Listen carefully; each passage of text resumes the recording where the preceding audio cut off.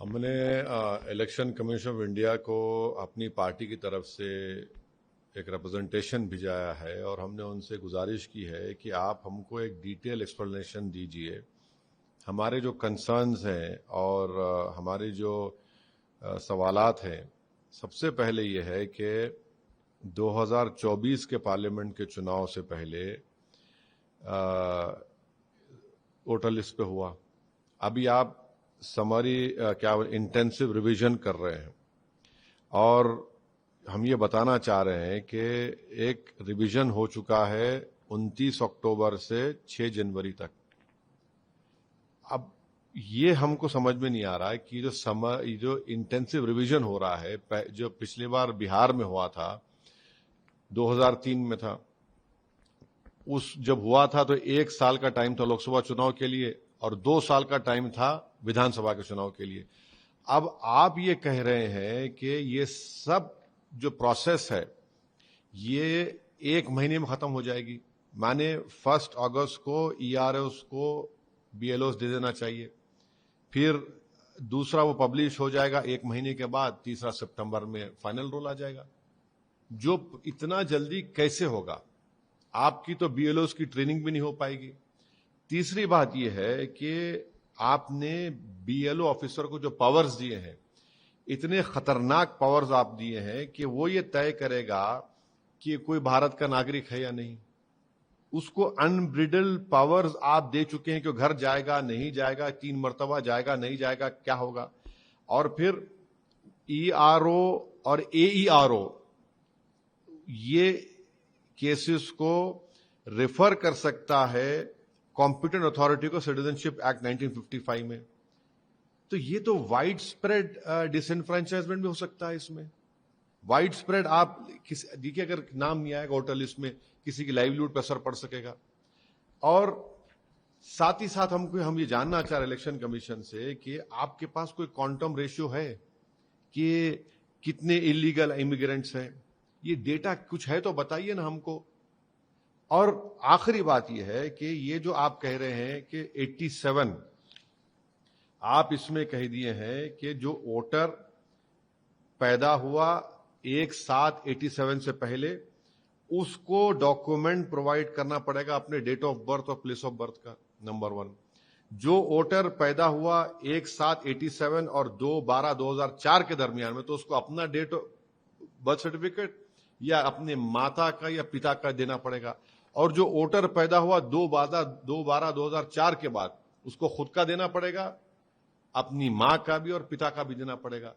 हमको ये बताइए कि सीमांचल का एक इलाका है, साल में 2 महीने वहां पर जमीन कट जाती है, हजारों एकड़ जमीन कटती है, घर बह जाते हैं, कई अस्पताल जो हैं बंद हो चुके हैं बिहार में, जैसा पुल गिरता है अस्पताल भी बंद हो जाते हैं, कई इसमें म्युनिसिपैलिटीज मर्ज हो चुके हैं, कई पंचायत मर्ज हो चुके हैं, आग लगती है।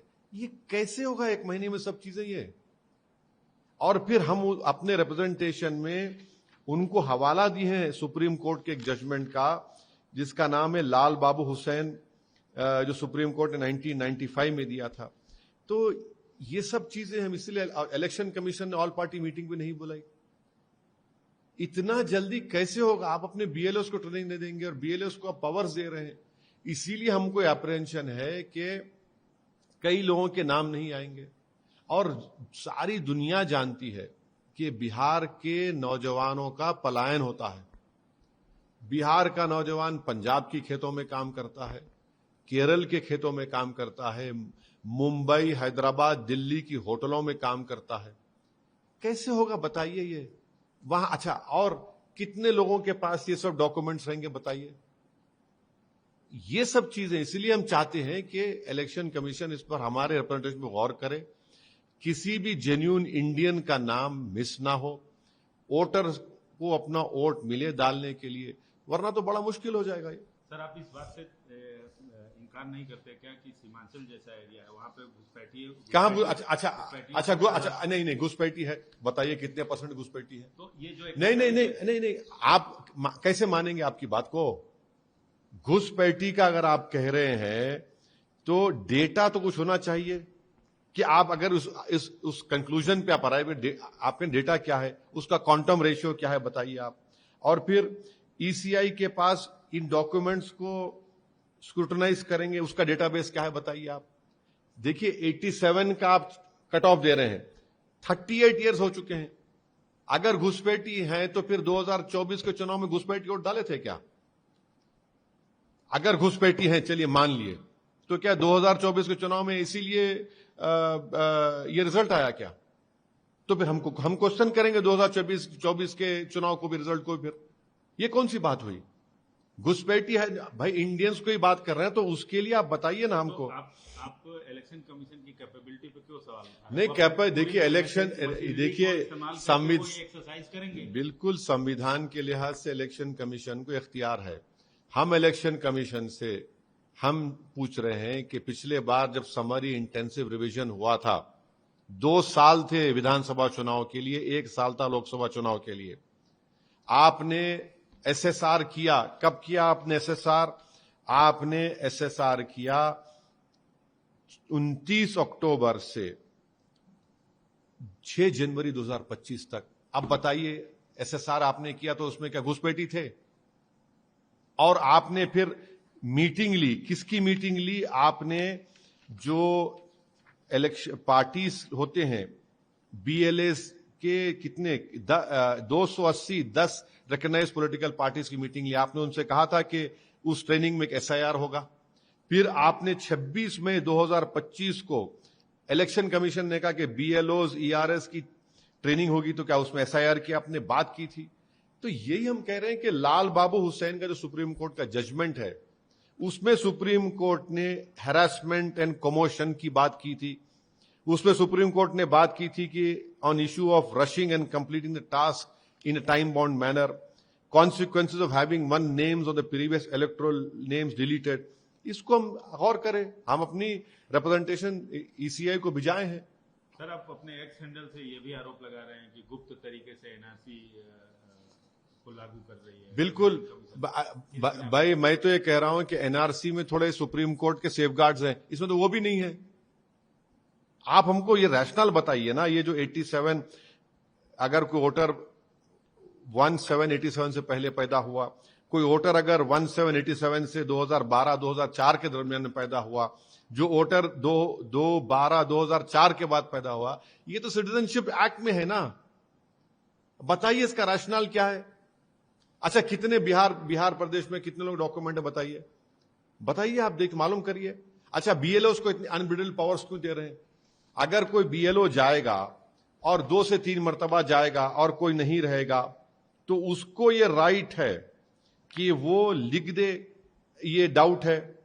और जब लिख देगा तो अगर किसी बिहारी का नाम नहीं आएगा वोटर लिस्ट में, उसको नौकरी कौन देगा? तो सब होगा ना, उसको नौकरी कौन देगा? अब ये डराने के लिए नहीं कह रहे हैं, ये सच्चाई। इसलिए हम ईसीआई से हम ये गुजारिश कर रहे हैं, रिक्वेस्ट करें कि हमारे रिप्रेजेंटेशन को आप गौर करिए, ऑल पार्टी मीटिंग बुलाइए। और ये काम इतनी जल्दबाजी में कैसे होगा बताइए? आप तो बीएलएस को ट्रेनिंग भी नहीं दिए। सर, जो बिहार की सियासत की जो दीगर पार्टियां हैं, जो हैवी स्टेक होल्डर्स हैं, हम नहीं है अभी स्टेक होल्डर। आप कैसे कह हम नहीं, क्या मतलब हैवी?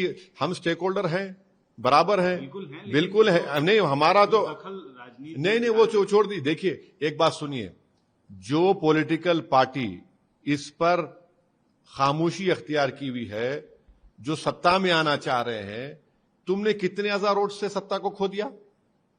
ये अलग बात है कि तुमने बेईमानी करके हमारे 4 बेईमानों को खरीद लिया, अलग बात है। मगर ये होश के नाखून लो, इस पर जागो। देखिए, मौत के बाद रोना बेकार है। अभी तुम मरे नहीं हो सियासी तौर पर, देख लो, जिंदा रहने के लिए होश में आ जाओ। तो आप आरजेडी की तरफ इशारा कर अरे रहे हैं, हम देखिए, इस मुहिम में अक्लमंद को इशारा काफी है। हम देखिए, हम स्टेक होल्डर है, हमारे पेट में दर्द है तो हमको अजवान खाना है, इसलिए हम अजवान खा रहे हैं। ईसीआई को हमने अपना रिप्रेजेंटेशन भिजाया है। हम उम्मीद करते हैं कि ऑनरेबल इलेक्शन कमिश्नर हमारे रिप्रेजेंटेशन को देखेंगे, पढ़ेंगे, हमारे कंसर्न्स को एड्रेस करेंगे, क्योंकि जब ये डेमोक्रेसी का एक बहुत बड़ा फेस्टिवल है और मेरा हथियार तो वोटर है ना। जब हथियार ही नहीं होगा तो कौन कैसे जीतेगा बताइए, चाहे कोई पॉलिटिकल पार्टी हो। अच्छा, लगे हाथ जब ये भी हम जानना चाहेंगे कि सीमांचल से बाहर निकल के आप चुनाव लड़ेंगे, क्योंकि अभी तक देखिए अभी तक हमारे प्रदेश अध्यक्ष अख्तरुल ईमान साहब ने ये कोशिश कर रहे हैं कि बीजेपी को सत्ता में आने से एनडीए को रोका जाए। इसलिए उन्होंने मुख्तलिफ पॉलिटिकल पार्टीज के, उन्होंने मुझसे जो कहा है, कह रहा हूं, उन्होंने बात की है। अब उनको समझ में आता है नहीं आता अलग बात है, मगर जहां तक हमारी पार्टी का मामला है, हम अपना चुनाव पूरी ताकत के साथ लड़ेंगे। हमने 2 विधानसभा पर बहादुरगंज में और ढाका में अपने कैंडिडेट का नाम अनाउंस कर चुके हैं और हमको सीमांचल में भी लड़ेंगे, सीमांचल के बाहर भी लड़ने का पूरा प्रोग्राम और प्लान है और इस पे सख्ती से अब के बाद अच्छी तरीके से कैंपेन करेंगे। एनडीए को रोकने के लिए आप महागठबंधन से हाथ मिलाएंगे? अख्तरुल ईमान साहब ये कोशिश कर रहे हैं, जो हमारे बिहार के अध्यक्ष हैं। लोग जानते नहीं है कि 5 साल पहले भी मैंने कोशिश की थी, इनके 2 बड़े बड़े सांसद को जाकर उस पुरानी पार्लियामेंट की बिल्डिंग के सेंट्रल हॉल में मैंने उनसे जाकर कहा था। अब अभी भी अख्तरुल ईमान साहब कोशिश कर रहे हैं कि हम भी नहीं चाहते कि भाजपा या एनडीए जीते वहां से। अब ये उनके ऊपर है, ये उनके ऊपर मुनस्सिर है, वो फैसला आजाद अपना फैसला लेने के हकदार हैं। हम अपनी पार्टी के हक में फैसला तैयार हैं।